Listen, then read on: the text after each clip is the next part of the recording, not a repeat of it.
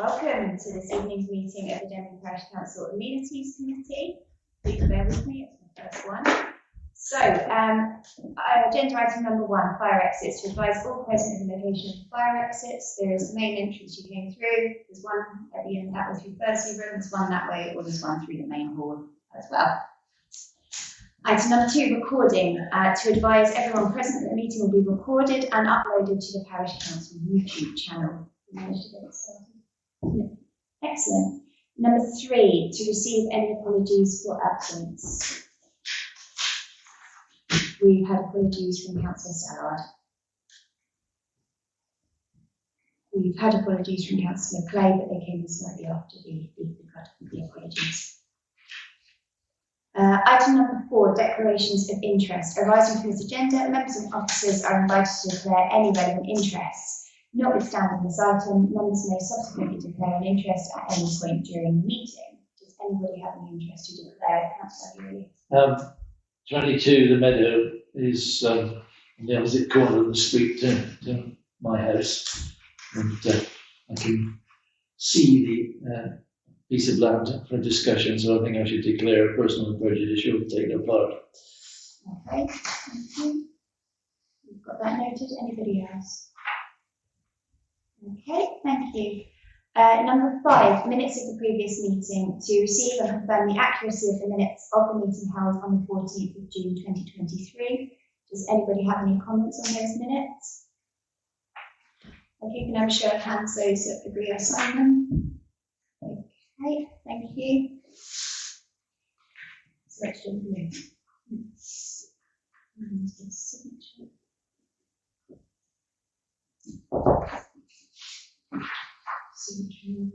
Yeah.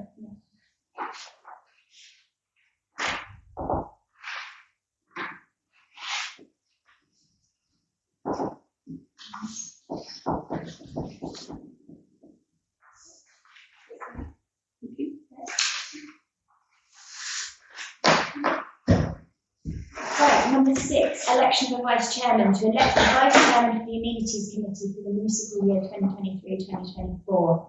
Do we have any nominations? Can I nominate Councillor Jones? Councillor Jones, do we accept the nomination? I can nominate Councillor Langford Smith. Okay. Do we have any further nominations? Do we have any seconders? I second Councillor Jones. Very kind of you, but I'm vice chair on planning, so I'm quite happy not to be on the amenities as well. Well, seeing as there's only Councillor Langford Smith left, I will second her. Any further nominations on? No? Okay, in which case, can we have a show of hands for Councillor Langford Smith as Vice Chair of the Amenities Committee? You only get one vote, Councillor. Oh, yes. Yes, no. No. No. Okay. I can't vote for him because I. Yeah. Thank you anyway. Yeah, but if you didn't stand, you can still vote. Okay. Item number 7, public participation. The meeting will, if required, recess for no more than 15 minutes for questions and comments from members of the public on matters appertaining to this committee. Does anybody from the public speak? Okay.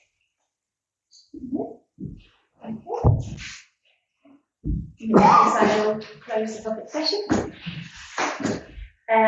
Number 8, matters arising and outstanding matters from previous minutes.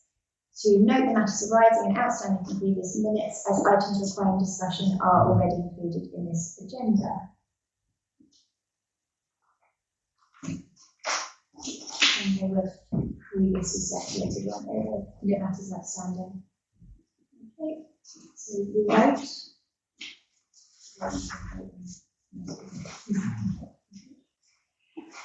Item number 9, the head groundsman's report. To receive the status report from the head groundsman, which has been previously circulated, to consider and determine action.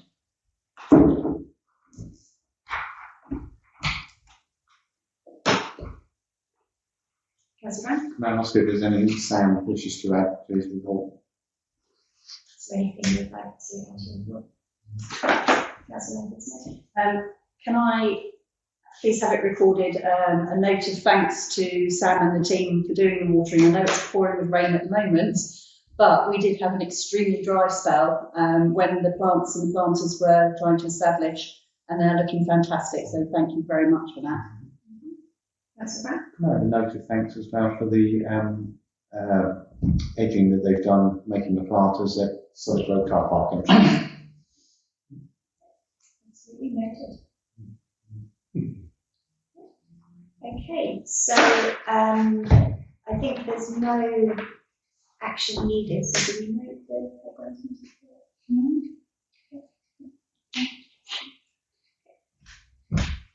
Thank you, Sam, and the team for all the hard work. Item number 10, matters relating to Ashton Park, Ashton Pavilion. 10.1, plumbing for a dishwasher. To consider the quote received from the preferred supplier for supplying and fitting plumbing for a dishwasher, to connect the dishwasher and to test it, to consider and determine action.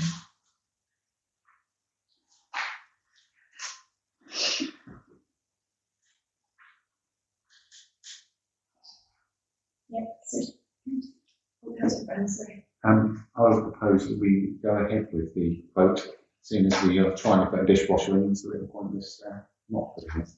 Councillor Scobie. I'm a bit confused here. It's got two quotes, one for some ducting, and one for installing a dishwasher. Yeah. Again, both of them. The ducting has been done. All That right. relates to something else. Oh, good. I'm glad you No, said it's only the 141 plus that. For the Oh, that's dishwasher. okay.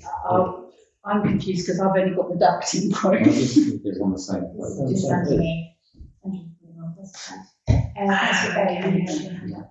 I didn't know. No, No, just Councillor the- West, sorry. No, but we've already answered that ducting's been done, dishwasher comes underneath. Okay, so based of the quote of 141 plus VAT, you're proposing that we get it done. Do we have a seconder? Councillor Brown, I second it, yeah. Sorry. You second. Okay, can I have a show of hands, please?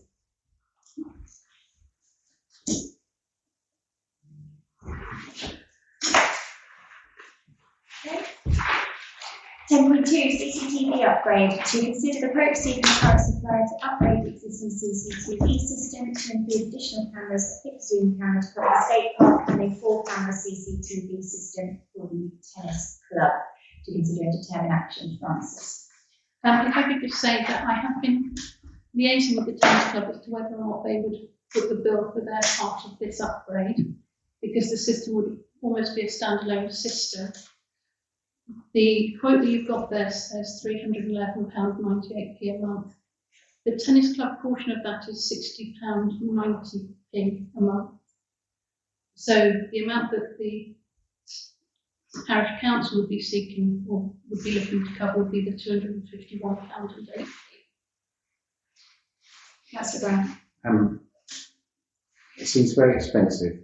I have a CCTV system, an 8-channel one, and at work, that costs, I think it cost me about £1,000 to supply and would have installed.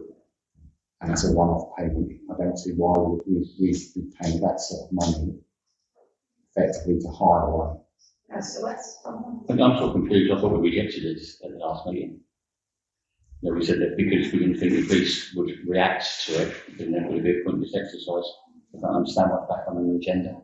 Oh, that's the clerk clarification, and then to you, Councillor Stoley. Yeah, Sorry, the figure of 251 a month is because there is no upfront cost for the equipment. It is paid over a 5-year fixed term contract, and at the end of the 5 years we own the equipment. Okay, and can we check in on the decision taken at the last meeting? But I'm sure it's just, I think it was full council that was there, wasn't it? And we rejected it. Yeah. I don't understand what's on there. Councillor Stoley?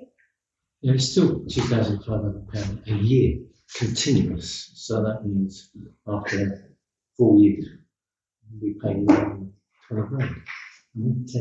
10 grand. I mean, it's a lot of money. And since I've been sat on amenities over the last X number of years, we must have renewed the cameras in the pavilion about 14 different times, and it's cost us an absolute fortune every time. And it's made no difference to the amount of prosecutions or attendance by the police we've had, or any other recordings of any damage or anything like that, which over that period of time is zilch. So I think it's a complete waste of money. And I won't support anything. Councillor Brown and Councillor Jones. But my recollection is the same as Councillor West. We agreed not to proceed. In case if that is the case, we don't need to really chat about it. Anything to add? No, I'm happy with that. In which case, is that, I think we've had a couple of possible proposals there. Councillor Andrioli? If the tennis club are willing to take on the cost of their own, then we should at least let them do so. I think our decision was that we wouldn't do a CCTV for the tennis club, but if they wish to do it and take on that cost, then we shouldn't be saying no or stopping that. But yeah, I think we did agree that we wouldn't. Councillor West? I'm more than happy for the tennis club to fit in and take on the cost themselves. I don't think we should put £250 a month. So I think we've got a proposal there that we won't proceed with this, but then we'll pass information on to the tennis club, which I think we've already done, but just to follow up to say that we're not doing it ourselves. Have we got a seconder for that proposal? Councillor Slowly and have a show of hands.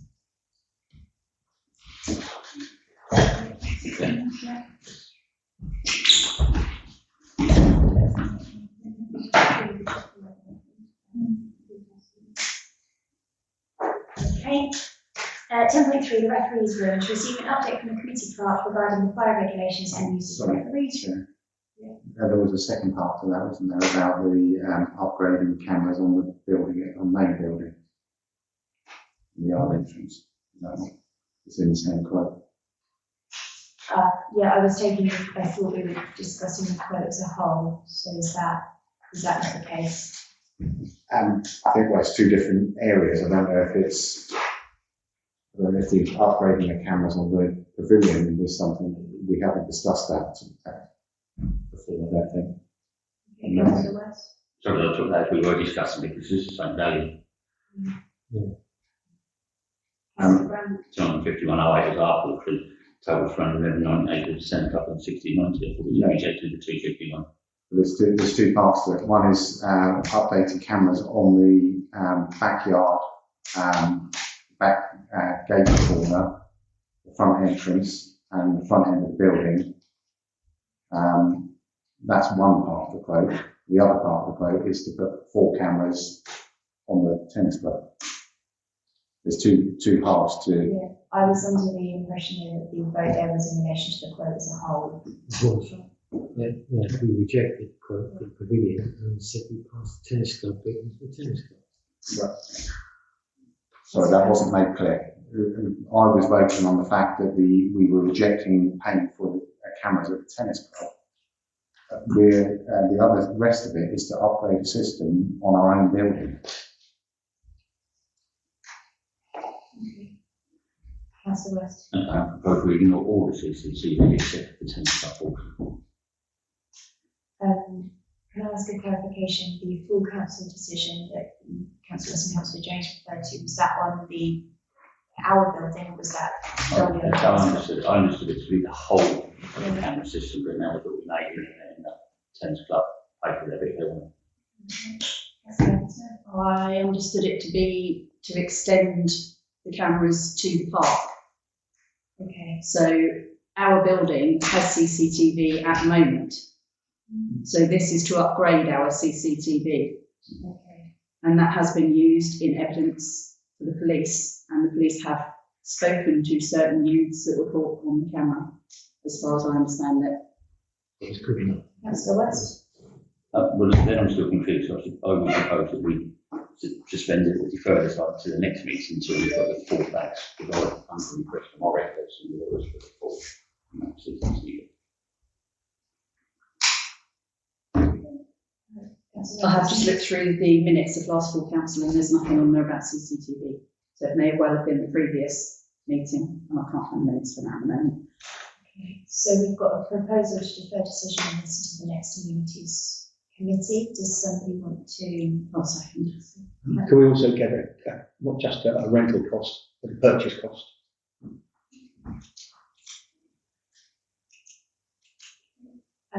But we have, so in that case, the agreement that we're not doing the Tennis Club still stands, so we can still pass information, so this is just in relation to our properties. Okay, now a show of hands then that we defer to the next meeting, but get a cost for upfront purchase. Okay. Abstention or objection? Yep, so that's in favour, against, abstention.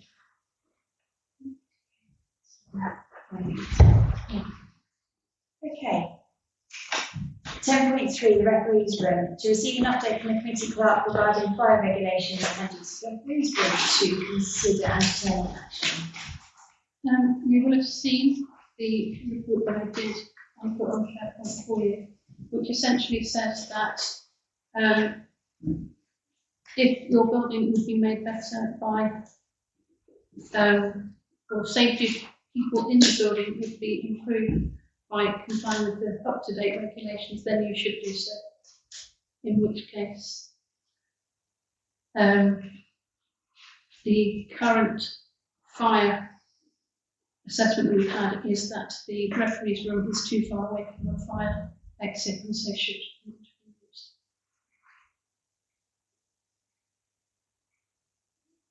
Councillor Smith. I propose we don't use the referee's room for the time being. Councillor Staley. Doesn't actually say that. I've read this bit here. It says in the summary, the existing older building is subject to a suitable installation fire risk assessment. It may be the case that the general fire precautions required by fire safety legislation to mitigate the impact of fire may have been installed to standards that differ from current practices. This does not mean the building is unsafe. Rather, the responsible person will need to make a judgment as to whether or not the risk is such that it warrants an upgrade in precautions so as to meet the revised standard requirements. So it's down to our decision. Now, as far as I can see, the referee's room is used once somebody every month during the football season, and that's it. And there is no real fire risk all the way down the other end of the building. So I don't really see that we need to do anything at all. So I'm contrary to your viewpoint completely. My view is that given that it is used, it's not in use all of the time, it won't make that much of an impact, and I'd rather err on the side of caution. Councillor Brown.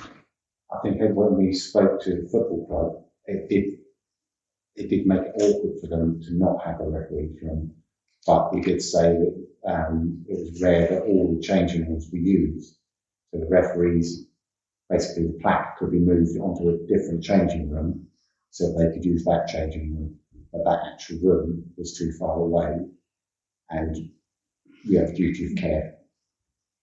Councillor Smith. We know that the risk has been identified, and I believe we would be negligent if we allowed continued use of it in light of the fact that we have notification that it's too far away and does not meet regulations. Councillor West. So it does meet regulations, meet the regulations of the day, and that's what that says in here. What it also says under the Health and Safety Work Act 1974, it says we use the word as practicable, which means that if it's going to cost £1 million to make something safe, which is only worth £1,000 basically, that's impractical. So work required to make that room safe to be used for, what we're talking, an hour, a month. So it will be impractical to spend thousands on it and close the room down. And if that room is a fire hazard, as a standalone room, then the areas around it must be a fire hazard. Councillor Brown. It's not that the room is a fire hazard, it's the escape route is too far to the nearest fire exit. That's what the problem is. It's not the room itself, and it's not the rooms surrounding it, it's the distance to a fire exit. That's what the problem is. One way we could potentially get around it is to put a fire extinguisher on the wall by the referee's room, which would then, there's a means of delaying the fire or putting the fire out whilst escaping. I would like us to find out how much it would cost to make it, say, as part of the overall works, as part of the kind of overall quotes that are taking place in the building. Councillor Scully and Councillor Andrew. How far is the referees from the nearest fire exit? It's all the way along the corridor, through to the lobby and into the front door. Because the regulations say that if the room's not used that regularly, etc., and there's only one fire exit, it only has to be within 65 metres of the fire exit. And that's nowhere near 65 metres. Councillor Andrew. It is the farthest door away from the fire exit. We've been told it doesn't meet regs. On the other hand, we have a spare full-size changing room that we can give most of the time to the referee. So, which was further up the corridor, nearer the fire exit. So, I don't see the closing of it and giving one of the other full-size changing rooms to the referee. I think it's once a fortnight, in actual fact. Is a major problem. There is as the chair has said, the opportunity to fix the problem along with correcting other problems in the building. I mean, the simple answer would put a fire escape in that room, but that's costing money in the short term. Closing the room and giving them one of the other changing rooms nearer the fire exit is a suitable solution without spending any money. So I would suggest that we close the room, and it would only be a problem on the very rare occasions when we have two lots of teams playing at the same time. That was a proposal, I'll second it. Right, can we show hands in favour of Councillor Andrew's proposal?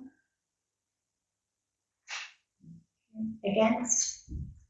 And abstentions? I'm pretty sure, Francis, are they trying to get more games on Sunday? Yes. Is that going to be a problem with, suppose that might making a difference in the change for the kids' plays? Kids don't use them, No. and the football club are going to clean them themselves. Thank you. Right, 10.4, the fund continues. Legionella testing. To receive an update from the committee clerk regarding Legionella testing at Pavilion. Right, we carried out Legionella testing, Sam carried out Legionella testing at all our outlets, and on our testing they all failed. None of the water was up to temperature. So we had a testing company come in on Monday who have tested they tested all the outlets temperature wise. They've also taken some water away for testing, and we should have their report back in a couple of weeks. But they do think there are issues with the system that we can overcome. Councillor Brown. Councillor Andrew, Councillor Brown. I thought Councillor Langford Smith, the clerk, told us this morning that she'd heard that there wasn't a problem. Reading this morning, she mentioned the Legionella testing and said happily there wasn't a problem. Oh, I must have completely missed that. Councillor Brown. And I propose we wait on the findings of the testing that's been carried out by a professional company. I think we will need to empower the clerk to do something, because if the results come back in a fortnight and our next meeting isn't until September, action will need to be taken in the meantime. Councillor Brown. The clerk would be empowered because it would be health and safety. Okay. Okay. In which case we await the results, but we will take any action as required in the meantime. We need to vote. Okay, just a question about Yeah, Councillor. not knowing about it. If they come back as Legionella disease, does that mean we shut the pavilion? Yeah. Sorry, no, that's fine. Two dogs are. That's a no. We wouldn't have to. Sorry, can I answer? I looked at nothing. And then you got the sinkhole. Sorry. You block the sink off and you don't use that. That's the only, but all the other outlets. I think we'll have to see what I'm sure we could give the advice at the same Right, time. yeah, it was- What temperature is it going to be? It's meant to be 50 degrees at the outlets. I think the closest one they got was 48. Yeah, the problem is the end ones. Takes a long time for the end ones to heat up. It does, it wasn't far off. And today the plumbers, there's a little device in the boiler room and he's hired it at about 5 degrees. So hopefully that will help push the water down quicker.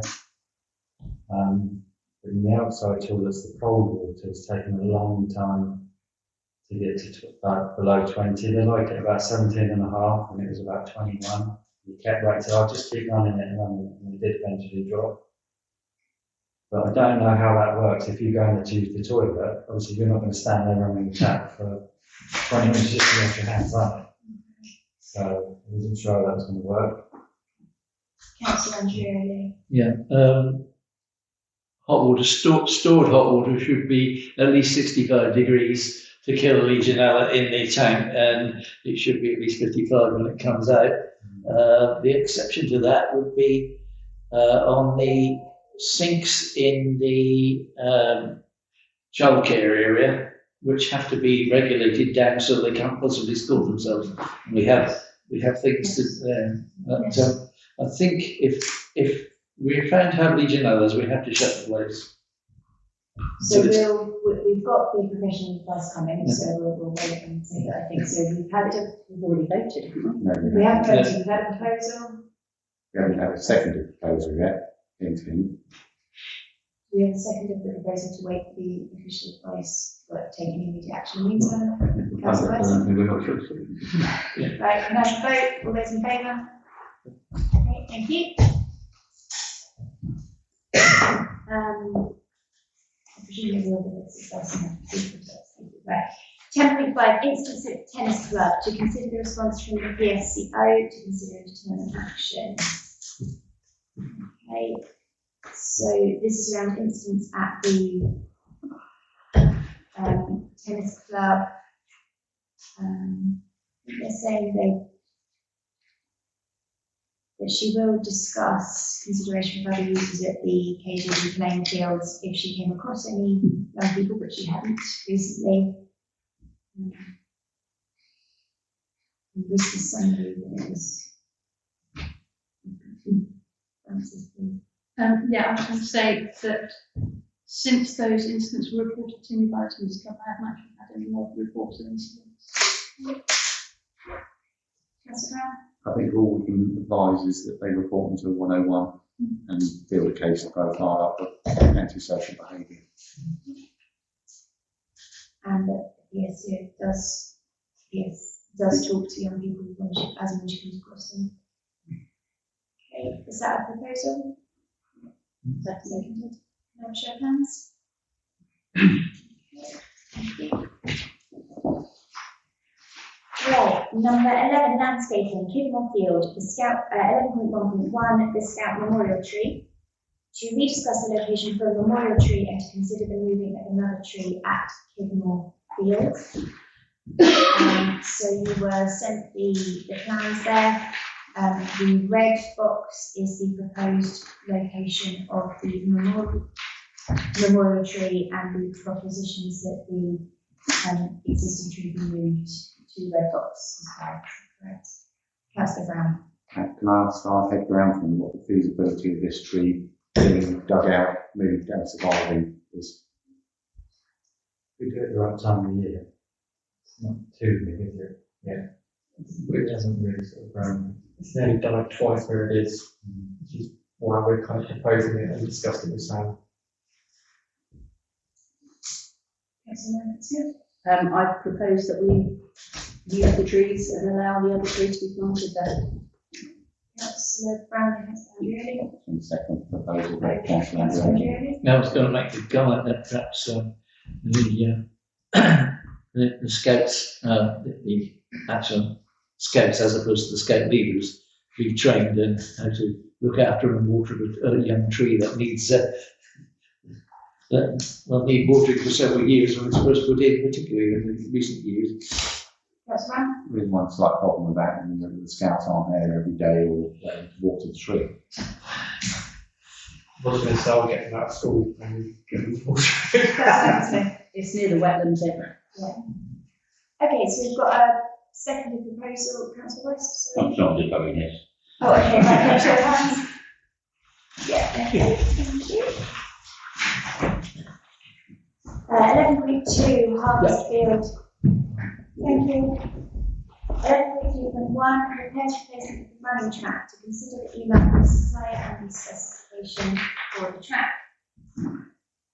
So this is them asking for a better specification, but. Yes. Can I ask where this came from, and to call the pathway around Harvest Field a running track is a stretch. A stretch. I'll take that of the imagination. It's a footpath round the field. This has been on the matters arising list for a long time, actually, the date on it. It was a proposal a long time ago, and I have been chasing Craig at Bentley for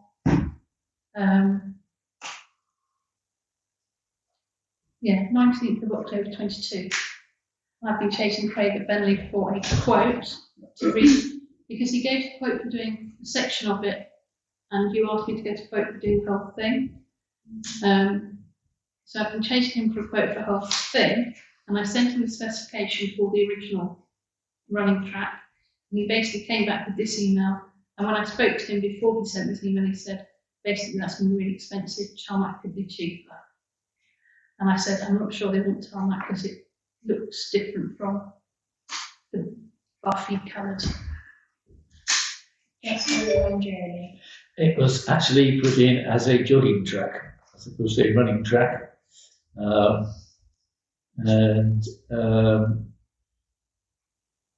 The specification given was what was actually supplied.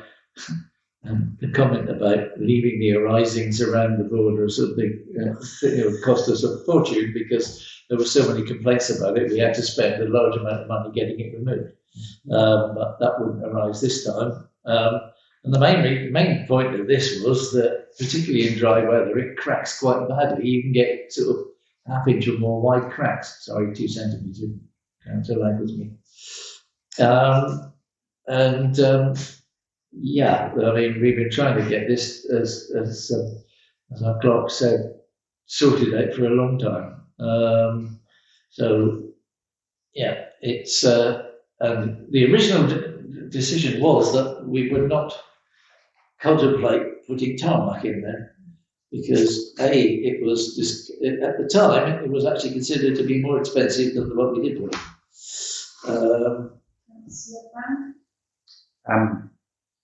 Whatever is put in there, I'll take Councillor West on this, but I would have thought whatever's put in there, because it's on clay, when it dries out in the summer, it will crack anyway, unless you go down quite a depth, I would have thought. Like beach, rain dry. Yeah, that's right. So it is always going to do that. Even tarmac will crack if it's not on something heavy enough. The tarmac's cracked on the extension footpath further along, and we've repaired that 18 number of times. So we've given them the spec. Can we ask them to quote against the spec without second guessing what we want? But I guess we could also ask for, if there's no one asking for a quote for tarmac, it's been 6 months since you took that decision and you requested it for the first time, and then at least we can compare on today's prices. Councillor Angioli? Yeah, I mean, basically it's getting down to the fact that about 3 years ago, if not more, I walked around it in the summer and there was huge cracks, and I said, can we not get these filled in while they're open? We've been going on ever since trying to get the cracks sorted out, which do admittedly close up in the winter because of the clay, but while they're wide open, we should be able to get something done about them. I don't necessarily see the point of getting the whole thing done, but we have that resolution. Yeah, I mean, it's going to crack regardless of whether it's tarmac or whether it's done again. There are natural springs in that field, which make it very wet in the winter, and it dries out because it's on clay. But the point of the pathway was to make it usable all year round. But at least if we get the costs in for next time, we will have the information in time to make a decision for budgeting. Do we want a quote for just filling in the cracks as it's been? I think we can advise them And to Councillor Brown, do you guys have I would have thought we'd take advice from the contractor as to what the best way forward is with our spec, because he knows how to work around.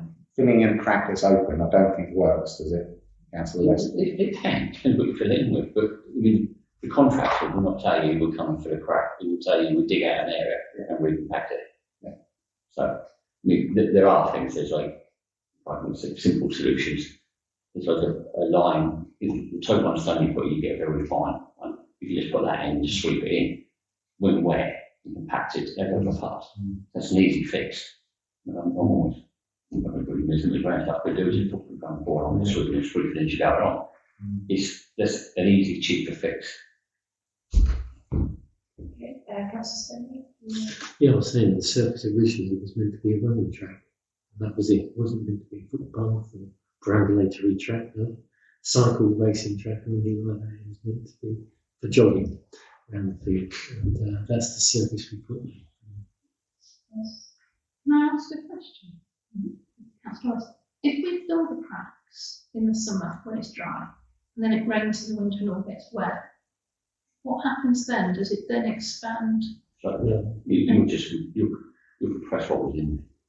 Okay. It won't heat like that, you won't get sewage, you won't get compost, for example. Thank you. Yeah.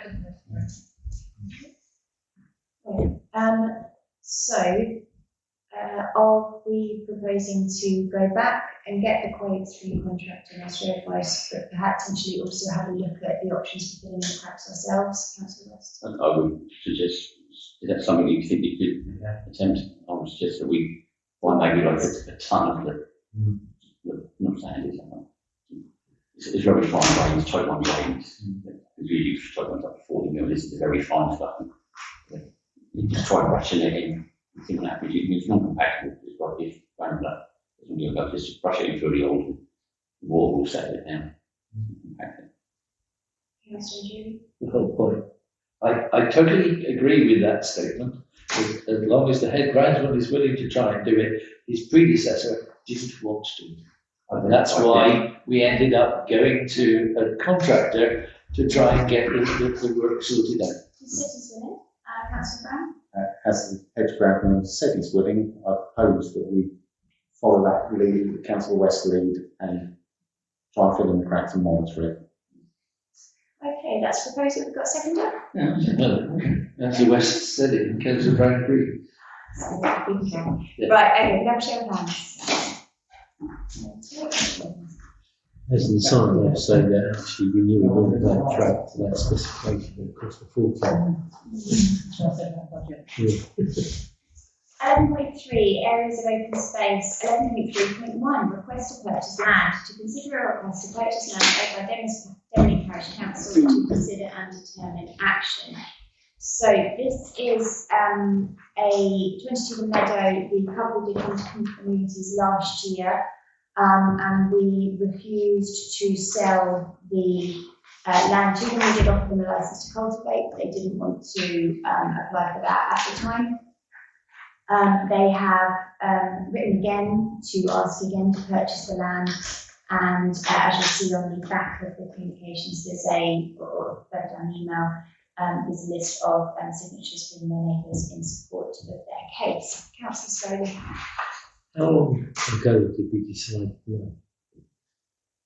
Over 6 months. over 6 months. Councillor Brown. I personally have no reason to change my vote how I voted last time. If we were to look to selling the land, we couldn't directly offer it to the tenants of that house or the owners of that house. It would have to go to the open market where they have the potential that someone else could purchase that piece of land. So it is a big risk, and we have to get market value for fairness and openness. Councillor Robinson and Councillor Staley. This is on the approach to a greenway, so it would affect the setting of the greenway.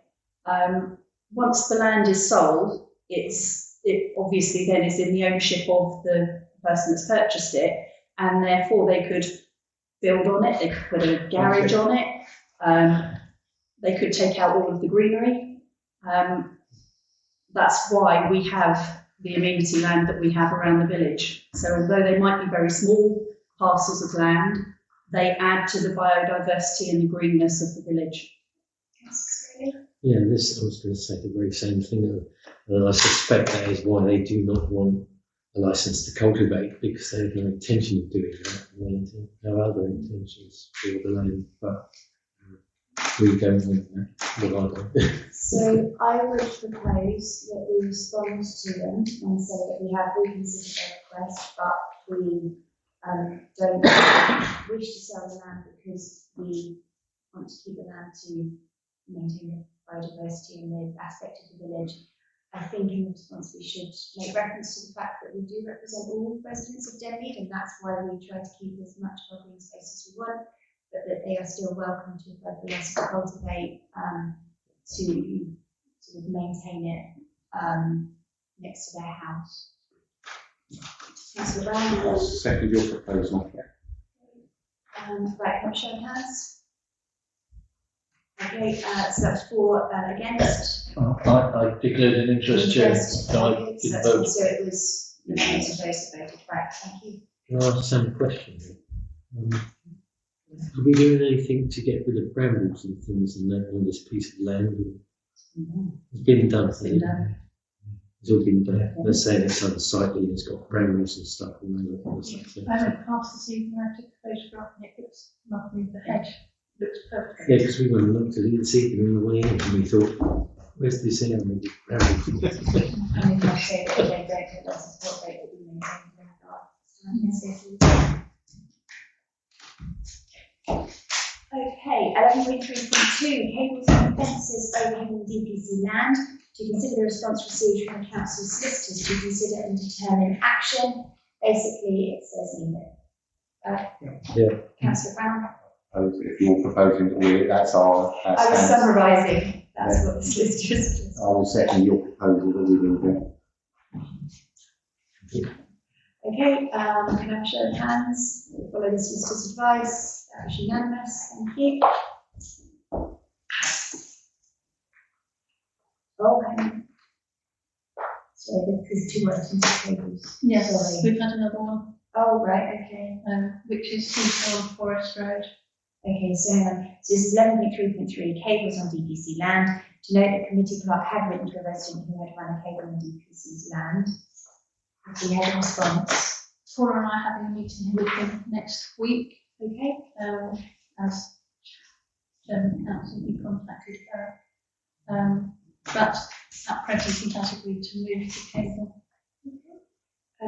Just for clarification, the meeting next week is with regards to the shrubs that are on that piece of land, because that's also where we're going to be having the speed restrictions put, and the resident is concerned about noise from the traffic and fumes, and is concerned that Sam's team were taking out all of the hedgerow and all of the trees, as has happened further down Forest Road. So I did reassure the resident that actually those trees were taken out because of an insurance claim, and that we have no intention of taking out the shrubs. The work that Sam's team were doing were clearing brambles and things like that. But the clerk and I are meeting next week on site just to give the resident the reassurance. Okay, so we know that one is action ongoing. 11.3.4, fence supporting concrete posts. To receive a verbal report from the committee clerk regarding fence supporting concrete posts erected on DPC land to consider and determine action. Right, one of the ground staff informed me that the hole had been cut in the hedge. So I went down and had a look, and as you can see, the fence has been supported with these concrete posts. There are 6 of them. I assume that this fence it's along Forest Road again. So it's obviously one of the ones that has the poor foundations.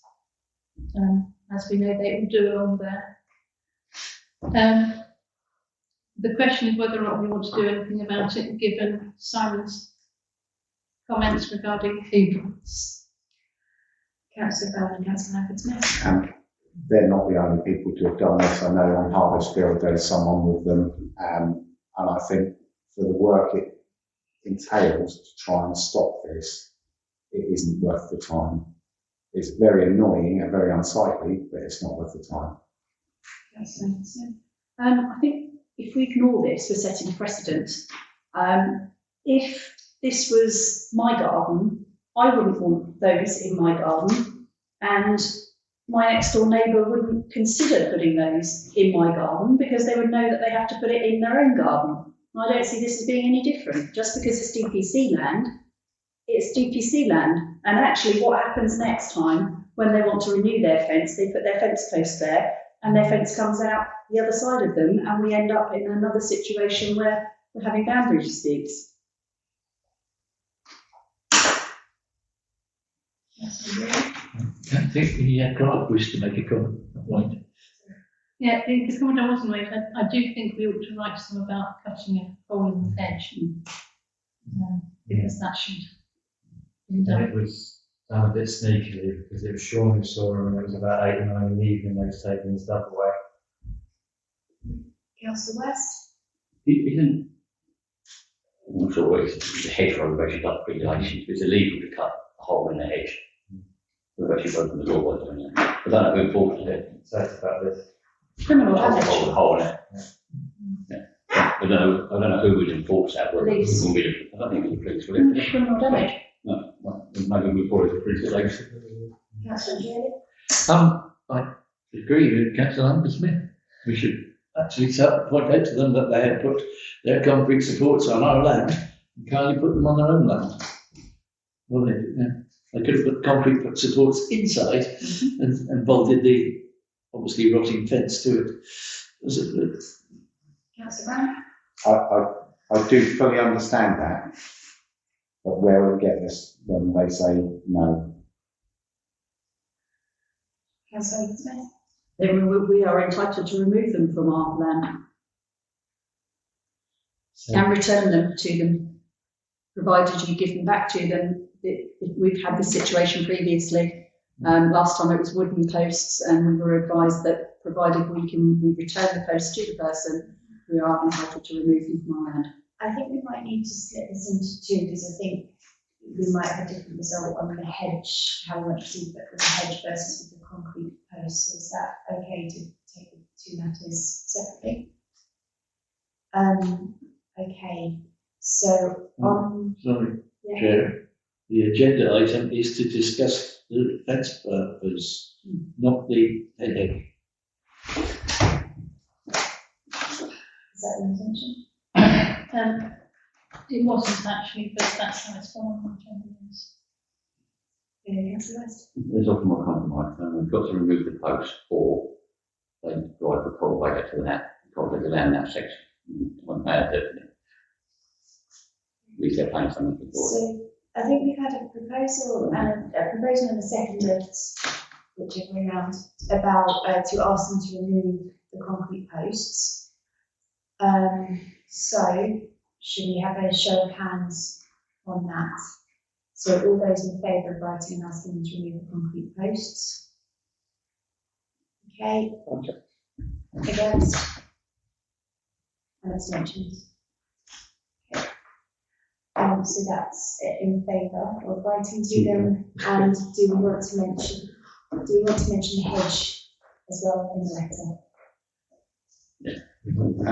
Councillor Brown. It's really, really pedantic that we can't actually discuss that.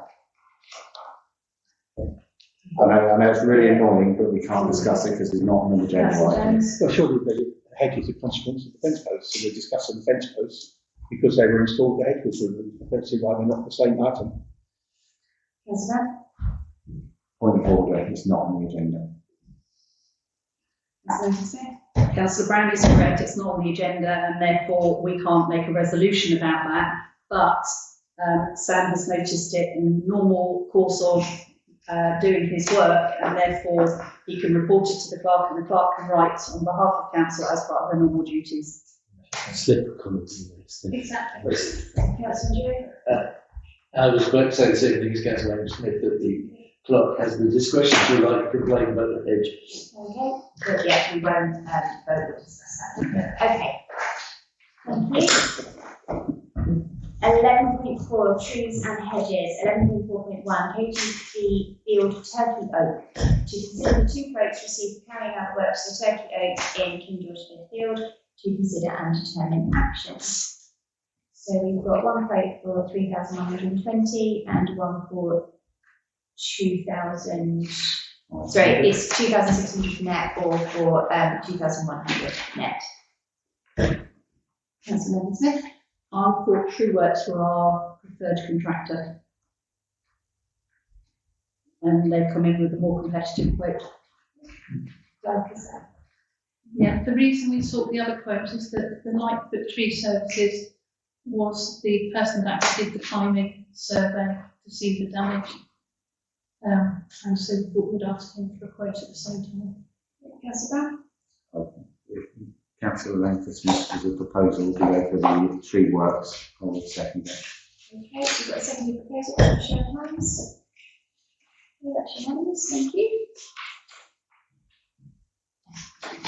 11.4.2, the Smithy. To note the tree works we carried out on trees along Southwick Road, adjacent to the Smithy, on the advice of Martin Dobson Associates.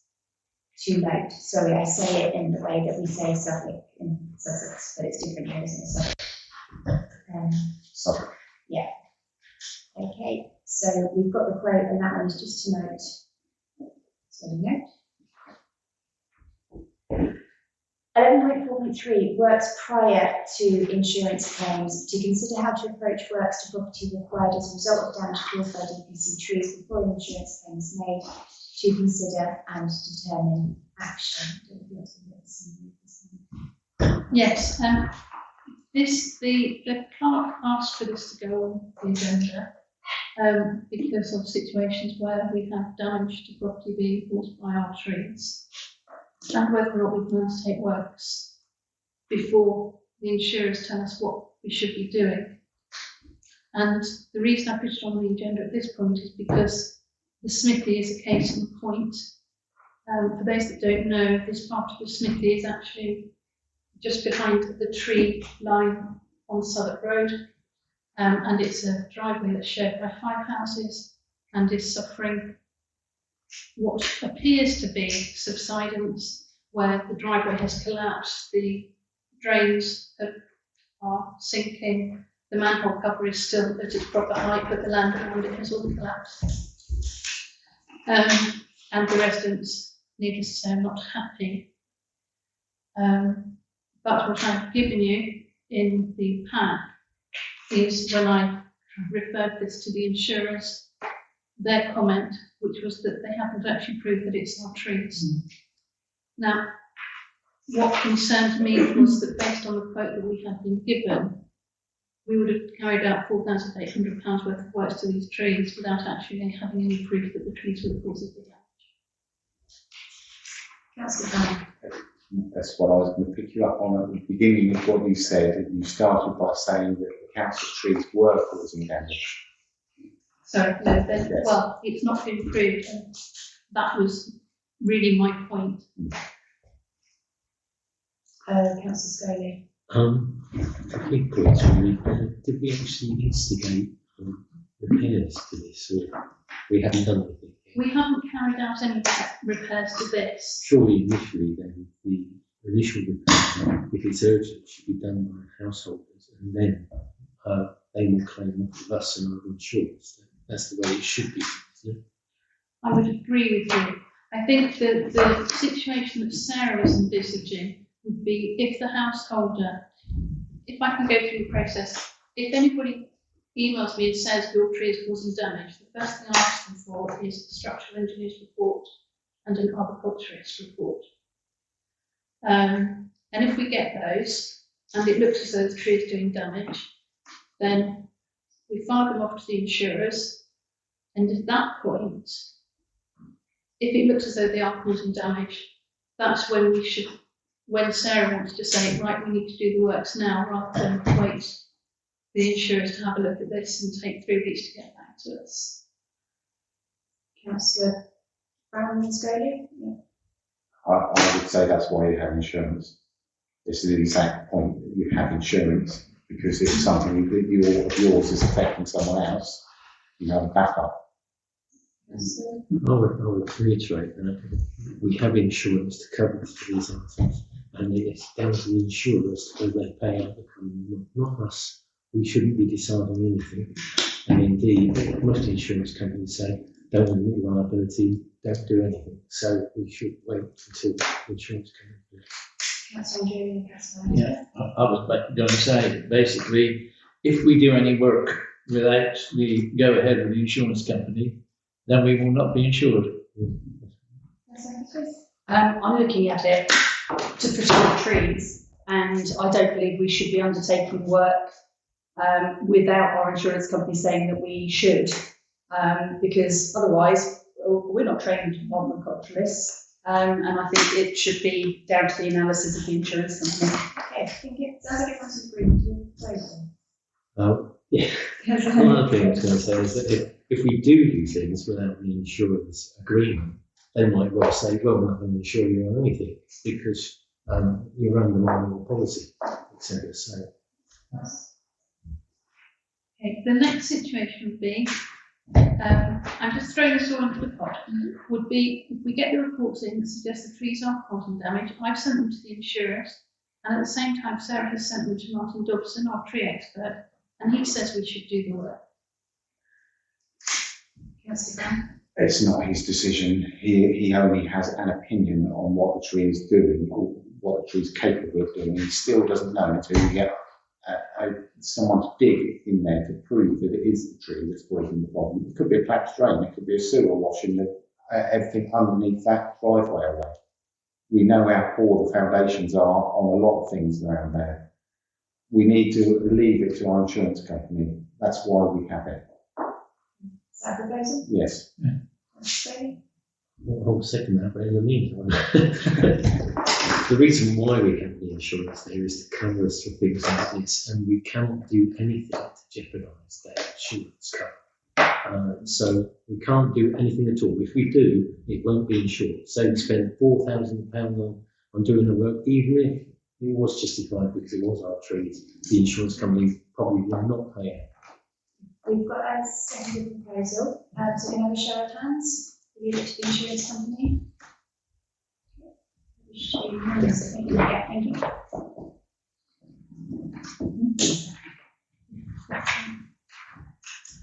Okay, item number 12, play areas. 12.1, playground inspections. To consider the playground inspection reports received, to consider and determine action. If I could just point out that a copy of the inspection reports have been given to Sam, the team are working through all the things that have been highlighted. That's all right. Unfortunately, I haven't had a chance to go through them, but I think you went through them, and there's nothing that's particularly dangerous. It's no, across the, what is it, 5 or 6 different sites, there were 10 ambers, but there were no reds, and there were a few areas that they couldn't inspect. And I would say, as long as some of the team are working through fixing the ambers. Can I ask why we couldn't inspect something? That's Because the equipment's too high. For example, in KGV, you know, we've got that big log swing thing. The actual fixings along the top are over 2.5 metres high, so the inspector won't go up and look at them. He can't use the ladder, he has to go in. Yeah, he can do a Some visual sort of- inspection for the ground, but he doesn't bring a ladder with him to do an inspection. Do our ground spark check? Thank you, that's the reassurance I needed. Yeah, that's on the landing check. Councillor West. I'm just concerned that we're paying someone to do an inspection and they won't go up and do it. Yeah, it's probably, if it's that height, it's probably both going to be part that we failed. Something fall, if something fell on the ground there, or you fall over, something fell at the height, you break a leg. Our next item is around the repeat order for playground inspection, so let's consider that as part of the next item coming up. Okay, so, well, the proposal, I think, is that the grounds team continue to work through and address sort of Amber's first, and you will look at the bits that weren't inspected as part of the audit standard inspections. I'm seconding that proposal. Okay, Councillor Brown. It does concern me that we are having an inspection and it isn't inspecting everything, and we're leaving it to not knocking Sam and our grounds team to unprofessional. Sorry, that comes out wrong. People who are not qualified to check it. We're relying on that year on year because that piece of equipment isn't tested. So I suggest that we consider that when we decide under 12.2 whether we go ahead with this company for next year's inspections. That's the plan. I'd take it the other way. I think he should be, there should be some way that he should come back and have to inspect the pieces of equipment he couldn't inspect. Whether that is, I've seen it before when people use to fit satellite dishes, they screw a bolt in the wall so they can tie the ladder to it. There are ways and means of getting around things. It's not just the case it's too high, I can't do it. Are there different levels of playground inspection? So like a platinum level and we're only paying for silver or something? So that's 2.5 years, isn't it? Not with this playground inspection company, no. But just on the equipment, it is a bit of a worry myself. So I went past it today and there's 100 kids in the moment in George. They're on everything and you imagine everything's going and this is going to happen for 6 weeks. Is it enough for me to do monthly checks? And I've got no qualification in it at the minute. I could get one. Would that still be enough? A basic course on it? Because you only need one accident. That's a good idea, but it's not really general. It's true. Right, Councillor West and Councillor Smith. So just trying to put, I suggested it would be enough, but whether it will be in time. That's the difference, isn't it? That's understood. Yeah, I mean, we know that we don't have staff that are suitably qualified. That's why we pay a professional company, supposedly, to come and do the thorough inspection. Councillor Jane, Councillor Brown.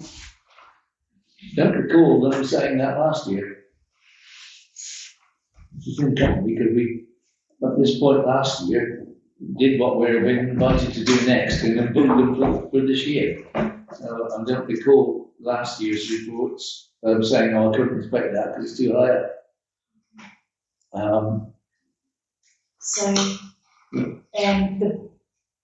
I think there was a proposal there to ask the playground inspection company to return and inspect the items that they weren't. I mean, there were a couple of greys like they couldn't check the zip line because the zip line wasn't on, but that has been tested separately. That we asked them to come back and do the bits that they didn't do by their own commission. Is that seconded? Yeah. Okay, can I have a show of hands? Okay. I'm sorry, can we also say that that is within the costing that they have already charged? Because they have charged us to inspect our play areas. Is everyone in agreement with that? Okay. Anything else that anybody wants to raise in relation to 12.1? We'll move on to 12.2 then, the repeat order for playground inspections. Councillor Brown. I'm happy with what they're doing, apart from the fact they need to test everything. If they can confirm that they can do a report on every piece of equipment and grade it, then I'm happy with that. Can you ask the clerk to check where we stand with our public liability insurance should the unthinkable happen and an accident happen and parts of the equipment weren't actually tested? Yes, that's obvious.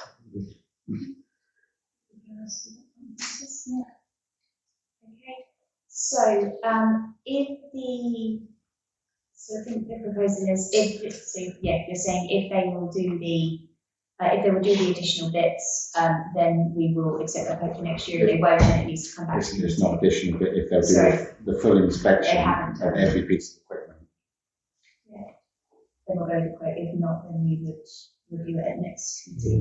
From our own point of view, from our health and safety aspect and from our own liability aspect, we need a full inspection of all the kit there. And if we don't get it, then we could be liable for something. I think we just need to look at the spec they quoted for, to make sure they haven't included exclusions such as anything over 2 metres or whatever it would be, before we say we want to include it within that price. Okay, so we've got a proposal there for a seconder. Okay, right, can we show of hands? Thank you. CCTV for play areas to receive an update from the committee for up to consideration and action. Yes, I was also looking to whether or not we could have CCTV in the play areas. The main comment that came back was that you need 2 things for CCTV. One is power and one is internet. And unless we have power and internet access at the play areas, we won't be able to have CCTV. And if we were going to try and put in power and internet, it may be very expensive. Not only that, it's illegal to video children due to safeguarding and things like that without their permission. So we can get permission of a child that goes and plays in the garden. It's inconceivable. That's not actually correct. You can video for criminal purposes, as in preventing crime, etc. But you restrict the access if you can look at the teacher. So it would only be accessible by the police. You don't need power and a broadband connection. You can actually hire in standalone CCTV poles, they're battery powered with solar panel on top. Cost would be prohibitive, but you don't need, we can't use that as an excuse not to have it. Yeah, you can get battery powered ones that are solar powered, and you just have an SD card that it records to. You just change the SD card every year. Is the extent of the damage that we've received in the play area sufficient for such a cost? Councillor West, no, Councillor Spelling and Councillor West. Well, that's the question I was going to ask actually. I don't recall seeing many instances of damages to some of the play areas. All we've had is the boulder effectively, isn't it, that's been damaged. And Painting Park, thrown down the slide. Boulder's been damaged twice. There's quite often fires lit on the skate park. So we have had quite a bit of damage. The skate park would be covered by the upgraded CCTV if we went down that route. What was I going to say? No, I can't remember what I was going to say. Councillor Andrew, anything Councillor? Regarding that, I also believe that more than one occasion, glass has been found in there, and broken glass has been deliberately put into the gravel area of the playground, which luckily the ground staff found and cleared out. But we normally see a spike in incidents during the holidays, but all while it's raining, it's likely to not happen. I was going to say, there has been one recent incident where one of the wood edgings has been kicked away. This is part of why we do a inspection, daily or whatever, routine inspection of play areas to try and catch as much as we can. I personally don't think that getting a good enough image on a CCTV camera and then the police doing anything about it, I think that outweighs what the cost would be. If we don't have the CCTV footage, there is nothing the police can do. They won't act on a verbal report. Councillor Andrioli and I were walking with PCSO the other day on a big surgery with her, and she stated that there is nothing they can do unless they have CCTV. To be quite honest with you, it would probably be seen as low-level crime. They would give us a crime number, and that's probably as far as they would take it, because they don't have the manpower to take stuff any further. Especially if it's cheaper. So do we have a proposal one or the other? Necessary? Propose that we forget the other. Is that seconded? Councillor Jones? Okay, so all those in favour of not proceeding with CCTV in those areas? Okay, those against the proposal? And abstentions? So we won't proceed at this point in time. On playerism, and like the conversation we've had today, once we've checked out the liability situation, can we have an item to discuss our general approach to playground inspections and be the ones we do throughout the year? Yeah. You go to class, wasn't that your chair? You can put that on I the think next we're going to put that agenda. on. And whether the grounds don't need any training in that, or whether the only inspections is sufficient. Thank you. Number 13, cultivation.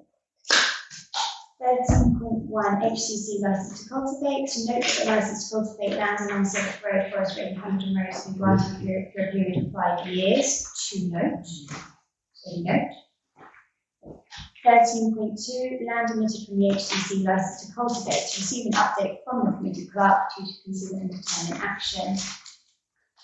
You have received in your pack a plan which shows you in blue a section of Forest Road, which is not included in the licence because HCC don't own it. So I did a little bit of investigating. It is owned by a company called 3242 Investments Limited, who are a property development company. I very much doubt they know they still own this bit of land. And I would like to propose that I write to them to see if they'll give it to us. That's Andrea and Councillor Brown. I suspect that's on the same basis as the barn was. We actually were gifted the barn many years ago when the developer developed the land, but it was gifted to us that we had to effectively give it back if we didn't want it anymore, and all such little gifts and covenants and things like that were slowly being, we found out when we came to actually sell the barn, were being taken over by one or two different companies who basically went around finding little pieces of land like that and buying the ownership up. So I suspect that may well be something similar. It was a piece of land that was still owned by a builder, which may or may not now still exist, and has ended up in a portfolio somewhere. Councillor Brown? I'd like to propose that we go with what the clerk said. I'll second that. Okay. Not arguing against it, I'm just saying I think that's probably what it is. Yeah. So show of hands in favour of asking them to give it to us. Okay, that's unanimous. That'd be interesting in the answer, right? Yeah. 13.3, cultivation plots at River End. To note that the title to the cultivation plots has now been registered at HM Land Registry, and the Committee Clerk has added those to the parish online. Why do you two titles? That's all I don't know. I mean, it's been with the Land Registry for over 2 years. I think it went to the Land Registry before I actually joined the council, and they raised some queries which the city dealing with it didn't respond to. So the Land Registry actually closed the application. And it was only when I was hunting through, I thought, hang on. And then I found the correspondence that and chased it up, so they then recontacted the Land Registry and reopened it. But I don't know what's in two titles because I never saw the original documentation. It's before my time. But it is now registered. We do know on it. It's possible it's because it's two detachable parcels. Councillor Julie, yes, One of those pieces of land, I believe, was owned by Hampshire County Council, and the other one was owned by Hampshire County Council Education Department. Because it was part of it meant to be part of the school. I think that's possibly why there's two parcels. But yeah, it's all one now anyway. Yeah. Can we formally thank the clerk for our hard work and getting this through? Yes. It's been a long time coming. Okay, item number 14, incidents. To 14.1, to receive any reports of incidents at amenities managed facilities to consider determined action. I'll say the only one that I'm aware of since last meeting is the wooden edging. One of the wooden edging boards has been completely removed at KGB. It was rotten. It was rotten, so we're fixing that tonight. So that is already being fixed. Do we have any further comments or proposals in relation to that? Okay, so we note that one. Okay. Do we need to vote on that? Okay, so the next Amenities Committee meeting will be held on Wednesday, the 6th of September.